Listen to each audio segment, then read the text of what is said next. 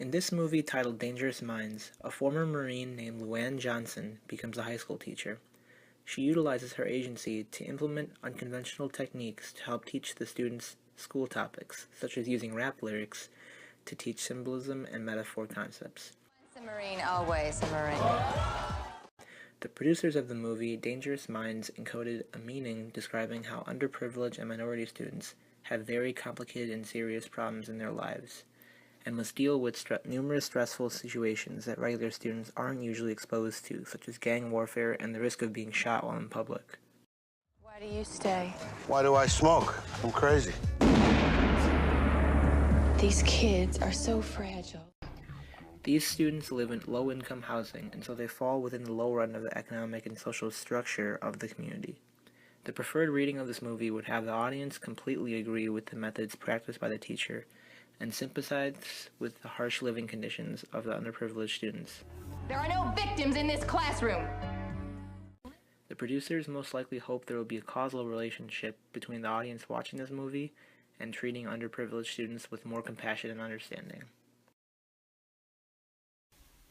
Although this message is what was intended by the producers, many groups could disagree with particular elements in the film. The producers encoded a message that depicts the inner city community much more complex than what the mainstream media typically shows, but there are a few problems with this depiction. Although the majority of the individuals in the film do struggle with current problems faced in their community, such as gangs, crime, and drugs, the subset of the audience is unable to relate to this if they're not from the inner city communities. In addition to this lack of connection between the problems the students face, teachers from inner city schools may also feel that this movie does not depict the realities and struggles of the public school district correctly. Inner city schools struggle for resources and pay, that most teachers in these districts are unable to provide many of the resources and perks Luann does for her students. In fact, in one scene, Luann rewards her students with a trip to an amusement park. In addition to this, it's not typical for most teachers to be involved in students' day-to-day personal lives as Luann does with her class. Luann would provide counseling to these students about personal struggles, and especially with Raul Sanchero, a well-meaning boy that's caught up in gang warfare and crime. Luann worries for him and even visits his home to talk to his family, and she even later has dinner with him to encourage him to become more confident. Although the messages encoded by the producers are valid and do raise a good point, it misrepresents inner city teachers that do care for their students, but do so in a professional manner. These approaches overall will depend on the respective audience watching the movie, as each group will relate differently and will also be unable to relate to other groups respectively. Thus, many groups will tend to take a resistant reading when decoding the message. They will decode the message that underprivileged students will have more situational elements affecting their success and their educational attainment, but they may disagree with some of the elements that were discussed earlier. Furthermore, even though the producers intended for the audience to decode the movie to show the underlying similarities between minorities and privileged students, and show how underprivileged students can overcome hardships and adversity, some audience members may disagree.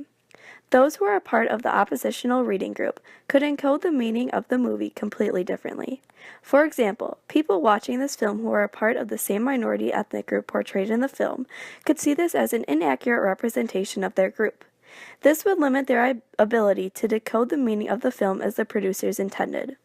Furthermore, certain groups could portray the representation of their minority group as symbolic annihilation, because portrayal of these students as undereducated delinquents could be seen as demeaning to certain viewers. And now he wants to kill a medium.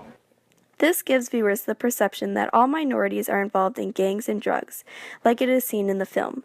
Some minority students who attend schools with not a lot of funding could completely disagree with the basis of this film, because some may feel as if they have no care from their teachers.